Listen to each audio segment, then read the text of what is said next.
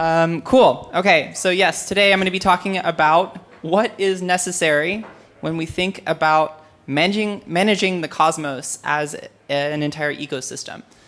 This is something that I think like a lot of y'all are very familiar with, and I'll go into some differences that we see throughout the entire ecosystem relative to other ecosystems. So first of all, what does it mean to have a commons? Is this working? Okay, there we go.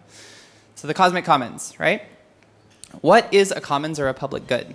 Public goods are non-rivalrous, non-exclusive, incredibly neutral spaces.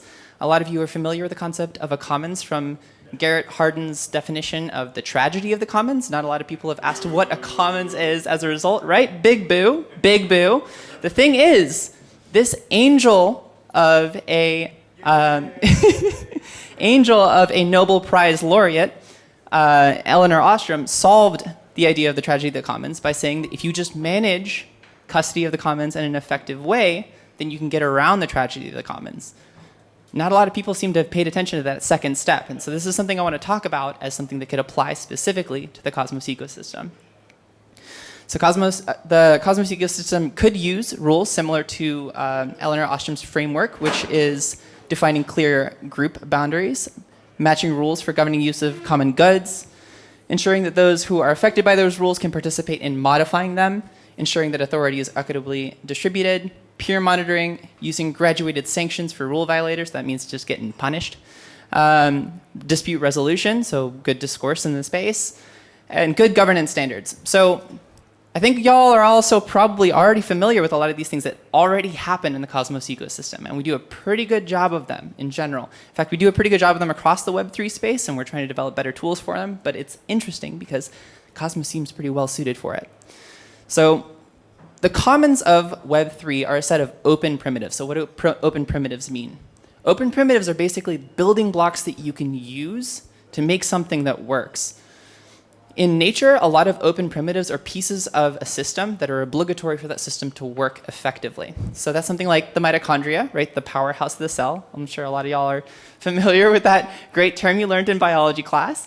But the reality is that was probably something that developed in nature outside of the system that depends on it, and then became an important part of the system that now depends on it, right? So that became an open primitive.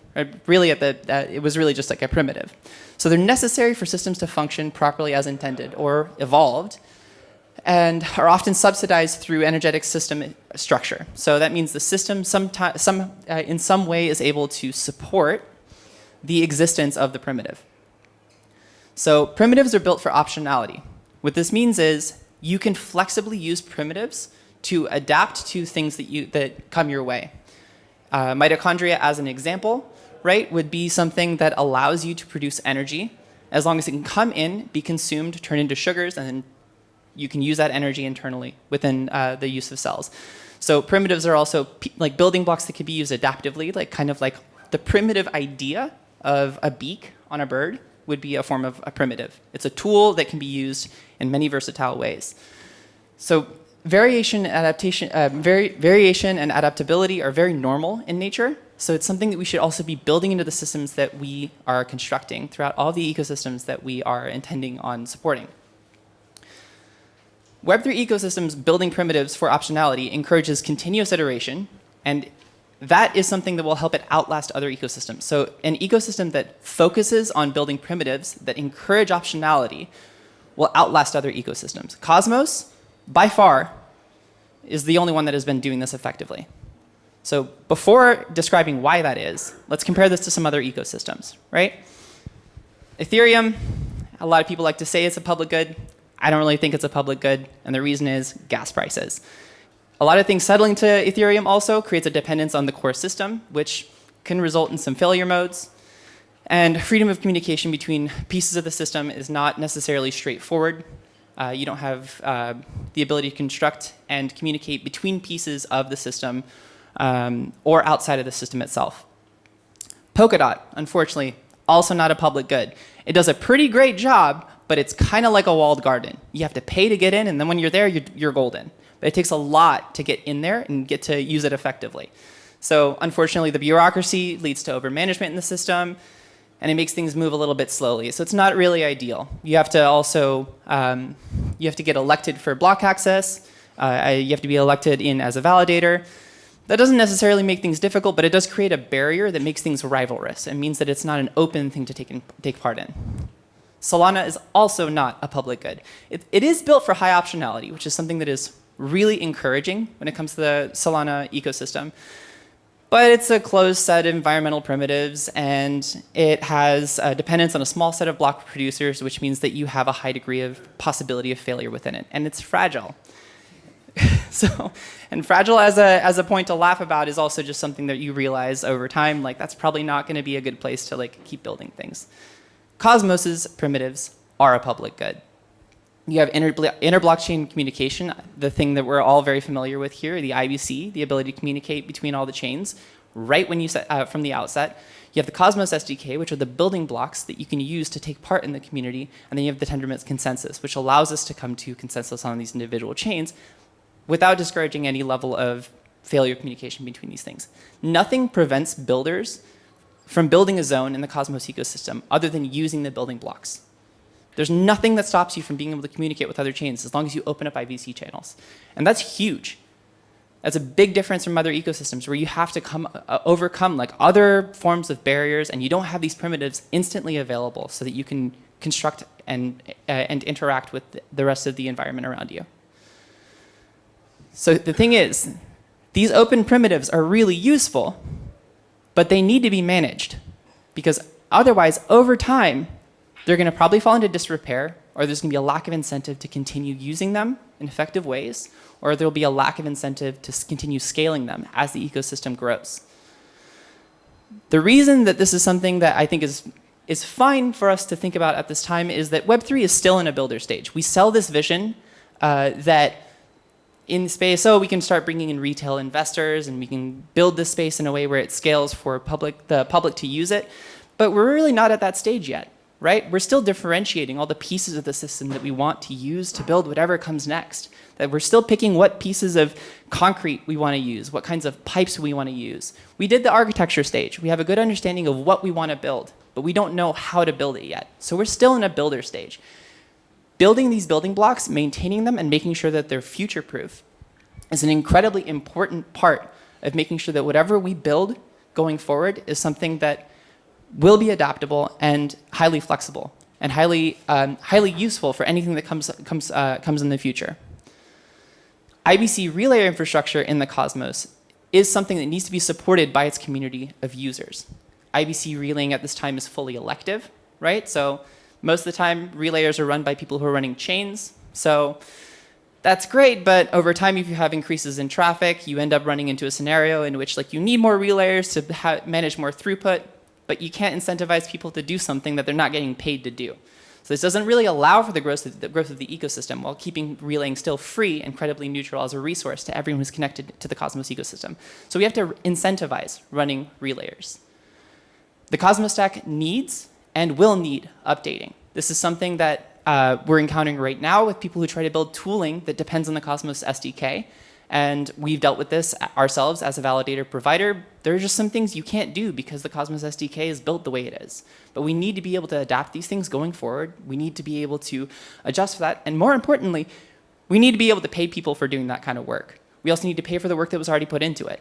So one part that I think is really important, right, is we need to give some praise to the people who built these open primitives, because it's a pretty big deal that we depend on them so heavily in the Cosmos ecosystem. But we also need to make sure that they're maintained going forward. So we need to keep a collaborative mindset towards the maintenance of these Cosmos primitives. We need to think about things from a mutualist angle. A mutualist angle means looking at things from a recognition that you can subsidize certain parts of your ecosystem with other parts where you are making a profit. What this means, this is very similar to cooperative infrastructure or union infrastructure, in which people can benefit from their participation in a certain environment through contribution on one side and benefits on the other. So this means that you don't have to turn everything into a fully capitalist fee market, right? If we take IBC infrastructure and we make it so that people are paid on a transaction basis, what we could see is eventually people prioritize relay construction between the chains they're going to make the biggest profit from. And that means all the other chains that are just ideas that are working towards a stage of adoption then get deprioritized as chains that could have wider support, or could be doing something that is not necessarily entirely profit-driven, but still necessary for the ecosystem. So we need public Cosmos native funding institutions. We need something in the direction of making sure that this infrastructure stays credibly neutral and accessible to anyone who tries to enter the Cosmos, because it is something that makes the Cosmos unique to all other ecosystems. And it will continue to be advantageous to people who try to participate in the Cosmos ecosystem. So if we need Cosmos native public funding institutions, we need things like the Cosmos Builders Foundation. The Cosmos Builders Foundation is an initiative being taken on by a lot of people within the Cosmos ecosystem, some core members of the ecosystem who are aiming to do exactly what it is I just described.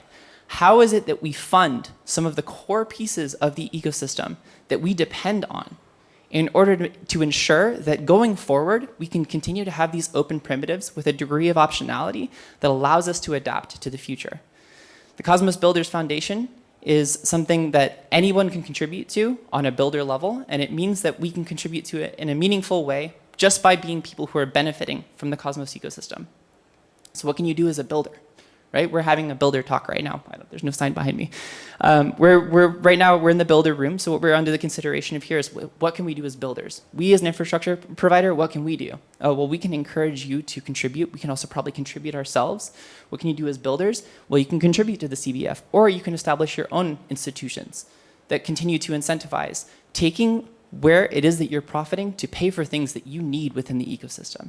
So for the CBF in particular, you can contribute some of your funds from the chains from the community funds that you have on the chain that you support.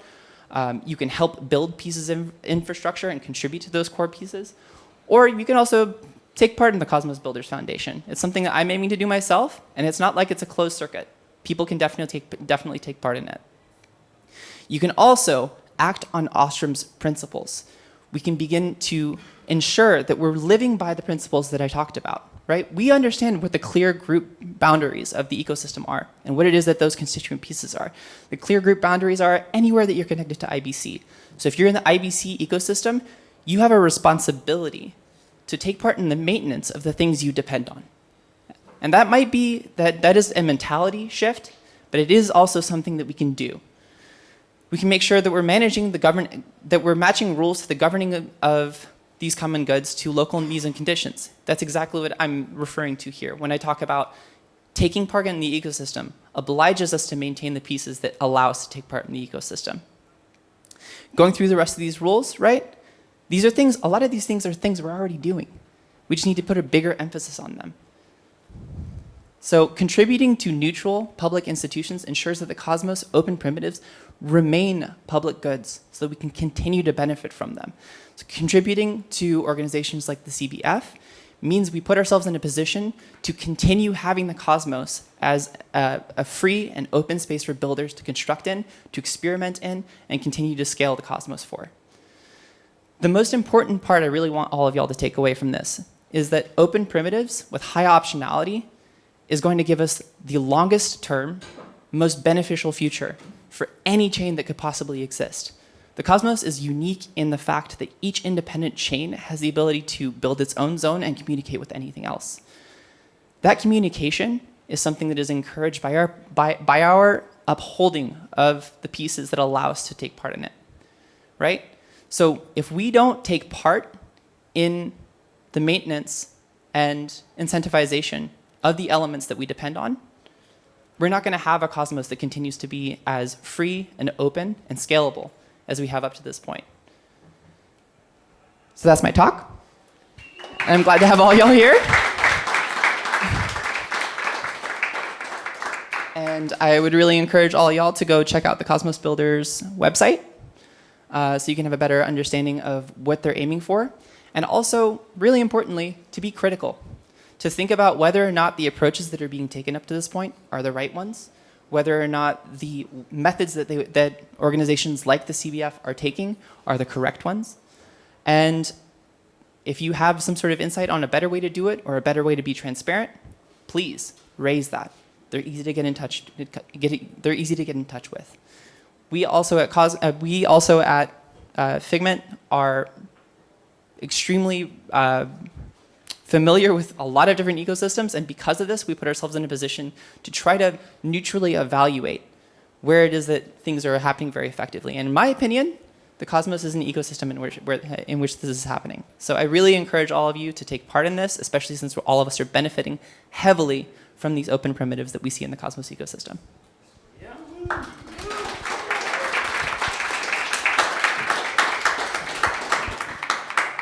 couple of questions.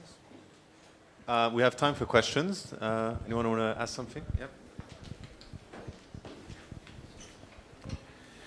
Do you think there are specific mechanisms for kind of, given that the Cosmos ecosystem also consists of like a diversity of tokens and sort of economic models, do you think there are mechanisms for routing some of that value to the CBF or other such organizations, and for those organizations to distribute that value to core contributors that are like particularly incentive aligned? Is grants enough? Is it not? Kind of what are your thoughts there on the like incentive alignment of mechanisms? So in the Gitcoin ecosystem, there's a tool called Aqueduct, right? And I don't know if any of you are familiar with Aqueduct, but the idea behind Aqueduct is that you can automatically delegate some of your inflationary rewards to whatever purpose you want to, right? We should build something like that into the actual validation and inflation mechanisms for every chain that is supported within the Cosmos ecosystem. It's something that would be really useful. There was a hackathon project called the Allocation Engine that did that. All right, that's great. It needs to be worked. I was just saying there was a hackathon project at one of the Hackatoms that built what the team called the Allocation Engine, which allowed you, the protocol or individuals to arbitrarily allocate staking rewards to any address. We also implemented that for Penumbra. So. Woo! Sorry. It's a lot louder than I expected it to be. So I'm sorry. But see, that's exactly the kind of initiative that we need to be taking, is recognizing that because we're benefiting from being a part of an ecosystem that we can take part in without any sort of barrier to access, you should be baking that into the way that you construct your chain. It should be something you're taking on as a duty. So that's huge to me. The mic's falling around. I'll give it to Gregory afterwards. Sure. Is MEV that goes into public goods still extractive? That's a good question. I mean, there's no reason to not deviate some of the rewards from something that could be democratically used like MEV toward things like this.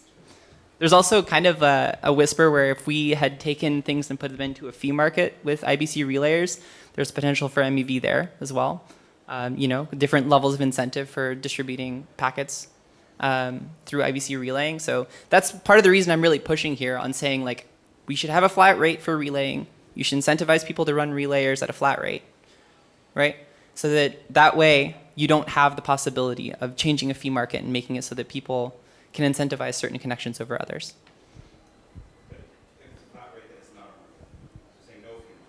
No, well, yeah, that part wouldn't be a market. You don't want to have a market necessarily on the side where you're offering a public good. Wait, you mean it's not all markets? That's not my question. It's all coordination. It's all coordination. I'm curious what your thoughts are in terms of if there is a single commons or multiple commons that we should be thinking about in the Cosmos ecosystem. Yeah, okay, so one of the things about open primitives, right, is like I'm not making it so that we're exclusive to talking about these three elements that are brought up in here. Other primitives will come about, and those will also become commons, right? And so commons are also just shared space. So however we define commons, it's something that is necessary for all of us to be able to use and participate in something. I guess maybe to put a finer point on it, are those three, I mean, I think the three that were up there were Tendermint, Core, Cosmos SDK, and IBC, right? Is that a single code commons? Like, should we be thinking of that as a single code commons, even though those are sort of separate code bases because they sort of require and are complexly interwoven? Or are they three separate commons that need sort of like need us to answer those 8 questions independently for each? Probably independent, just because each piece is like flexible in and of its own right. IBC relaying infrastructure is something that we should focus on as its own entity. It doesn't necessarily oblige the use of the Cosmos SDK as long as you can connect yourself sufficiently and make yourself compatible with the rest of the ecosystem. And we also see variations of the Tendermint consensus layer that are used on other chains that are still going to have IBC compatibility. So it's really about creating an ease to a barrier of access to participating in the ecosystem, and that's probably more the commons.